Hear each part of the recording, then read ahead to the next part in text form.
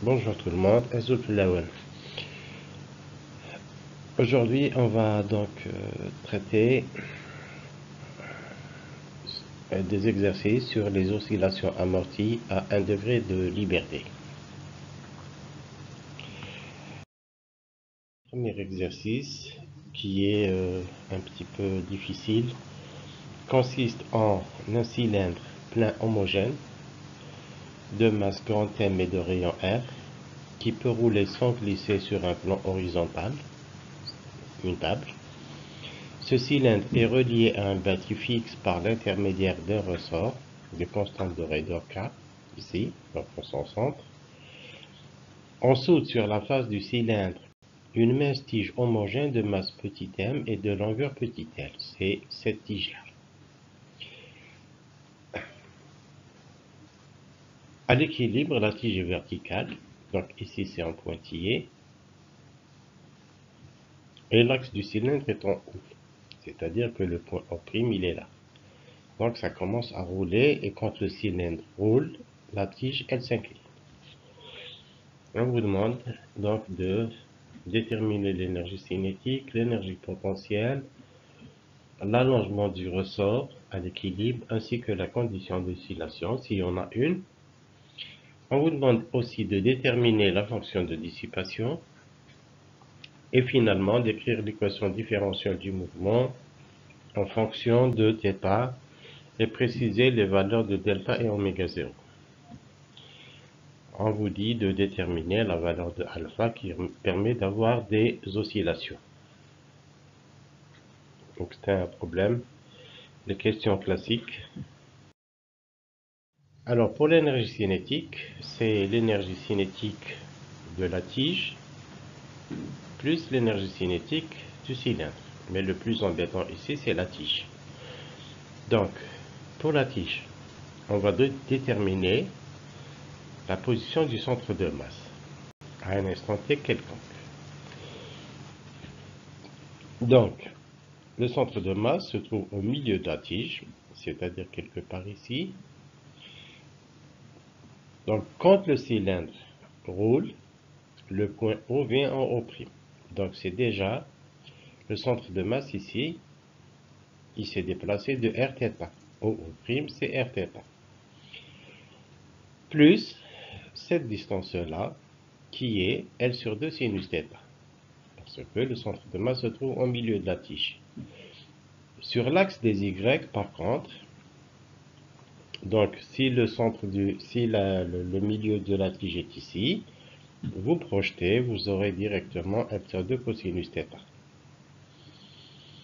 Donc pour la vitesse, je fais quoi? Je dérive et je multiplie par θ point. Donc ça va me donner Rθ point, donc dérivé de ça par rapport à θ, donc dérivé de Rθ c'est R, et je multiplie par θ point. Dérivé de ça c'est cosinus θ, et je multiplie par θ point. Mais ici la dérivée de cosinus θ c'est moins sinus θ. Donc l'énergie cinétique c'est 1 demi de VCm carré. VCm carré c'est quoi?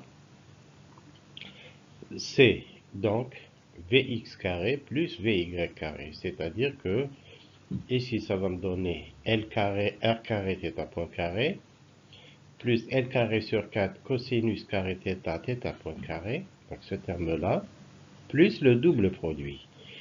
Mais comme il y a un demi ici, donc quand je multiplie par 2, ça va me donner RL cosinus θ point carré, parce que ici il y a un θ point, ici il y a un θ point. Donc plus le deuxième membre ici au carré, celui-là pardon, donc ce terme-là au carré.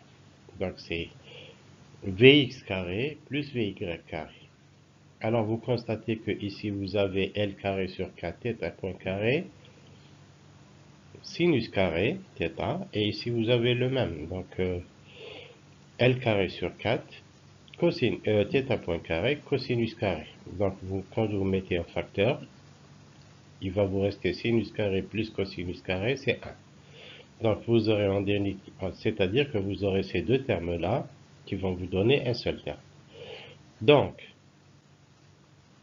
R carré θ point carré, il est là.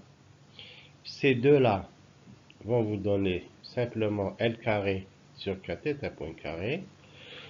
Et puis ici, donc on fait la fameuse approximation cosinus θ égale à 1 et vous obtiendrez RL θ point carré.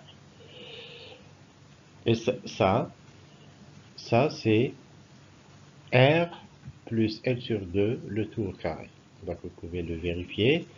C'est R plus L sur 2 le tout carré. θ point carré, évidemment, on peut le mettre de côté. Alors l'énergie cinétique de la tige, puisque la tige finalement elle a glissé, plus elle a tourné, c'est 1 demi m VCm carré, c'est-à-dire ça. Donc 1 demi m R plus L sur 2 carré, θ point carré, plus 1 demi I delta θ point carré. Et on a dit le I delta d'une tige, I delta c'est le moment d'inertie par rapport à un axe qui passe par son centre de masse. C'est toujours 1 mètre carré sur 12. Donc ça vous donne tout ça. Alors pour le cylindre, donc il y a roulement sans glissement. Donc alors regardez ce qui va se passer pour le cylindre. Donc c'est par rapport à la distance O'. Donc c'est 1 demi m VCm carré plus 1 demi I delta θ point carré. Donc VCm carré, il faut connaître RCM. C'est le centre de masse, il est là. Donc il s'est déplacé de O jusqu'à O'. Alors la distance de O' de O jusqu'à O', elle est de Rθ. Alors pour vous en convaincre, vous mettez un cylindre sur une table, vous lui faites une tache bleue ici. Après vous roulez le cylindre. Quand vous roulez le cylindre, la tache va se détacher, va se décoller, donc elle va venir ici. C'est-à-dire que cette distance-là, c'est Rθ. Et donc la distance ici, c'est également Rθ. Parce que la tache, elle était ici. Et donc elle n'a fait que se détacher, que se décoller. Et donc cette longueur-là est égale à cette longueur-là. Ça veut dire quoi? Ça veut dire que OO' est égal à Rθ. Alors si vous faites un tour complet, donc vous roulez le cylindre, la tache elle est en bas, donc elle va devenir en haut, puis elle va devenir en bas. Cette distance-là, elle est égale à la circonférence du cylindre, c'est-à-dire 2πr. Et c'est-à-dire R que multiplie 2π, qui est θ. Donc c'est Rθ. Donc, 1 demi m VCm carré, ça va vous donner 1 demi m R carré, θ point carré, plus 1 demi I delta. Le I delta d'un cylindre, c'est mr carré sur 2, c'est-à-dire ce terme-là. Et donc, vous avez le résultat bien connu pour un cylindre qui roule sans glisser, c'est 3/4 mr carré θ point carré. Et donc, la somme des deux énergies cinétiques, ça vous donne l'énergie cinétique totale du système. Alors, pour l'énergie potentielle, pour la tige, il y a l'énergie potentielle de gravitation. Donc, je vais dire que c'est petit m G delta H. Delta H, c'est la variation de hauteur de son centre de masse. Donc, si je considère que le centre de masse est à peu près ici, alors la variation de hauteur, c'est la hauteur finale moins la hauteur initiale. C'est-à-dire que, à partir du sol, par exemple, le delta H, je prends par exemple du sol jusque là, j'appelle H0, plus cette distance-là qui est L sur 2 cosinus θ. Parce que θ, il est là, hein, donc c'est jusque là, d'ici à là, ça fait L sur 2 cosinus θ. Donc la hauteur totale à partir du sol, par exemple, c'est la hauteur H0 ici, plus, ça c'est L sur 2 cosinus θ. Et pour la hauteur initiale, Donc c'est même chose, donc il était là, à L sur 2, donc c'est H0 plus L sur 2 ici. Donc il n'y a pas de projection parce qu'elle était là. Donc, si je fais le delta H, c'est le final moins initial. Donc ça, c'est bien expliqué dans le chapitre 0, dans les exercices du chapitre 0. Alors, UG, donc petit m, c'est final moins initial, c'est mg, donc L sur 2, cosinus θ moins 1. Et donc, si je fais l'approximation des oscillations de faible amplitude, ça, cosinus θ, c'est 1 moins θ2 sur 2. Le 1, il part avec le 1, il va vous rester moins θ2 sur 2. Avec le 2 ici, c'est sur 4, donc c'est moins mgl θ carré sur 4. Pour le ressort, UK, c'est 1 demi de K. On a dit on met toujours x plus delta L de tout carré. Donc c'est le x ici, c'est l'allongement du ressort, ou la compression, c'est la même chose. Donc c'est O', c'est-à-dire Rθ plus un delta L que je rajoute systématiquement, le tout carré. Maintenant, si je fais delta U sur delta θ pour θ égale à 0, ça nous l'avons fait à maintes reprises dans les chapitres précédents. Donc la dérivée de 1 demi kr carré θ carré par rapport à θ, ça vous donne kr θ. Pour θ égale à 0, c'est 0.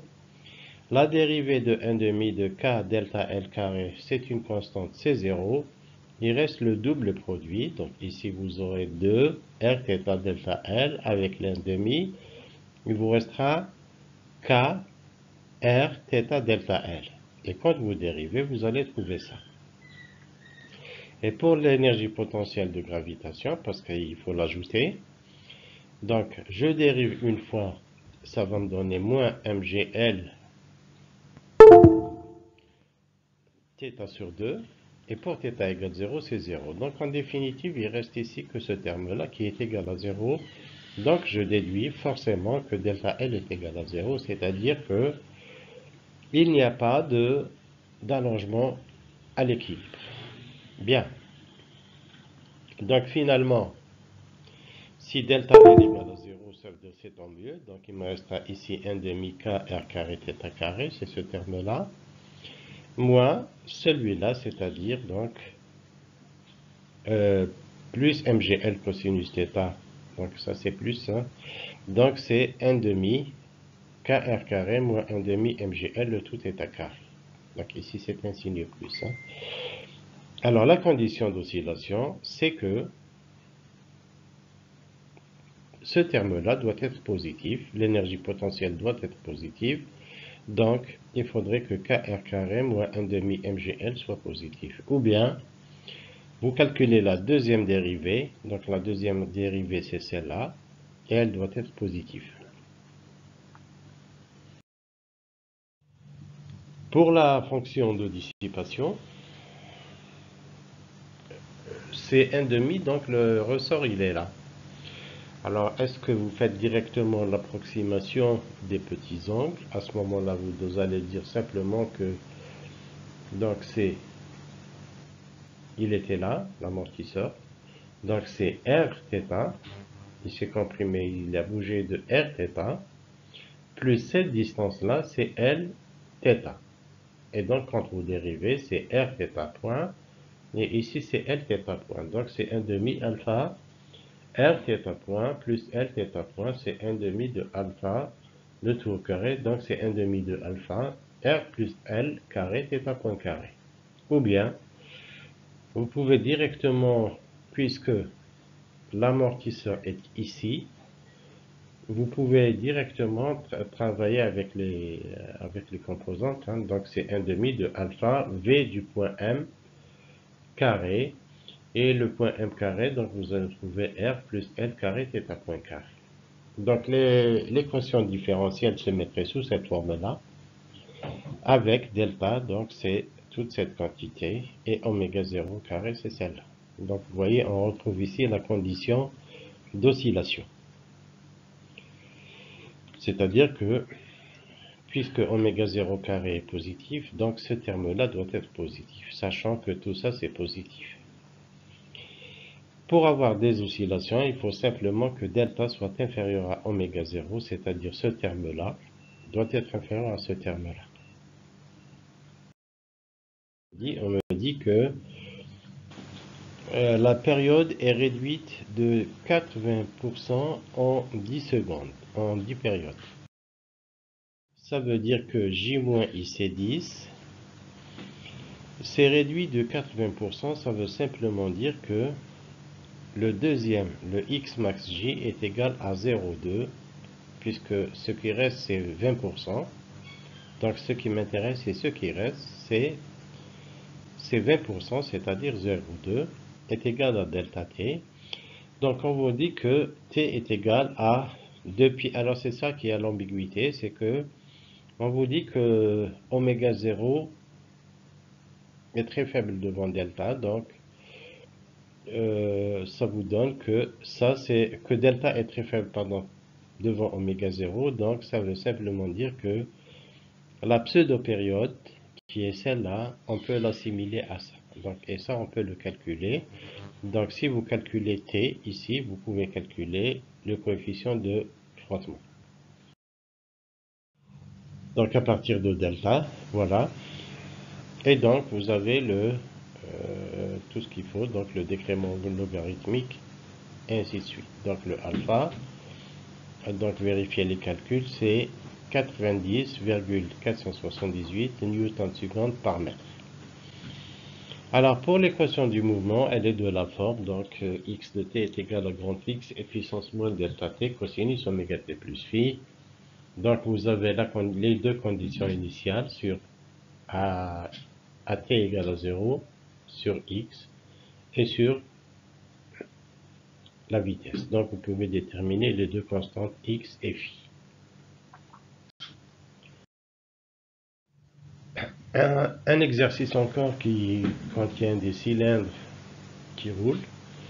Donc ici c'est quoi? La figure ci-contre représente un cylindre homogène de masse grand M et de rayon R qui peut rouler sans glisser sur un support horizontal. Le moment d'inertie du cylindre, on vous le donne. C'est 1/2 mr carré. Donc il roule. Hein? Le centre il était en haut et puis il est devenu en haut prime. Suivant un rayon, on colle sur la face du cylindre une tige T de masse négligeable, donc celle-là, et de longueur L très grande devant R. Donc la longueur de cette tige elle est très grande devant R. Sur la face du cylindre, on fixe un ressort, donc ici, sur la surface du cylindre, on fixe un ressort de raideur K, dont l'autre extrémité est fixée à un mur, donc ici. Donc, en pointillé, c'est à l'équilibre. Et après, quand il va rouler, alors qu'est-ce qui va se passer? Cette tige va s'incliner et va appuyer sur le ressort, sur l'amortisseur. Et l'amortisseur ici va se comprimer. Donc, lorsque le cylindre roule, son centre se déplace de haut à haut prime et la tige T s'incline et comprime l'amortisseur vers le bas. De même, le ressort se comprime horizontalement. Donc, on suppose que... Alors, déterminer la pulsation des oscillations de faible amplitude du système. Donc, c'est de faible amplitude, on peut directement travailler. Alors, pour l'énergie cinétique, il y a l'énergie cinétique du cylindre et c'est tout. C'est translation plus rotation. Donc, c'est 1/2 VCM carré plus 1/2 I delta θ point carré. Donc, comme on l'a vu précédemment, donc VCM, ça fait R θ point. Et donc, ça va vous donner 1/2 M VCM carré plus 1/2 I delta θ point carré. Donc, VCM carré, c'est ça. Et le I delta, c'est 1/2 MR carré. Donc, ici. Et le tout, ici, ça vous fait 1/2 plus 1 quart. Donc, ça vous fait 3 quarts MR carré θ point carré. Pour l'énergie potentielle, ici, il n'y a rien du tout. Il n'y a que l'énergie potentielle du ressort. C'est 1/2 de K X plus delta L au carré. Donc ici comprimé, le X c'est quoi? C'est la distance de compression ou d'allongement du ressort. Donc le ressort il était là, il s'est comprimé de cette quantité là, c'est Rθ, plus cette quantité là, c'est R sinus θ qui est à peu près égal à Rθ. Donc en tout, c'est 2 Rθ. Donc c'est 1 demi de K que multiplie 2 Rθ plus delta L tout carré. Et delta U sur delta θ pour θ égale à 0, si vous dérivez ça et que vous remplacez θ par 0, vous allez voir que delta L est égal à 0. Alors pour la fonction de dissipation, donc faites attention, ici, donc il se comprime, la distance parcourue par dans cette extrémité, elle est fixée, donc ce qui nous intéresse c'est uniquement celle-là. Elle a bougé, elle était là, elle a bougé de L sinus θ qui est à peu près égal à Lθ. Et donc, la vitesse c'est Lθ point, et donc 1 demi de alpha V carré, c'est 1 demi de alpha L carré θ point carré. Alors, en principe, si vous faites le calcul, vous allez trouver oméga 0 est égal à la racine de 8K sur 3R. Et je vous remercie pour votre attention.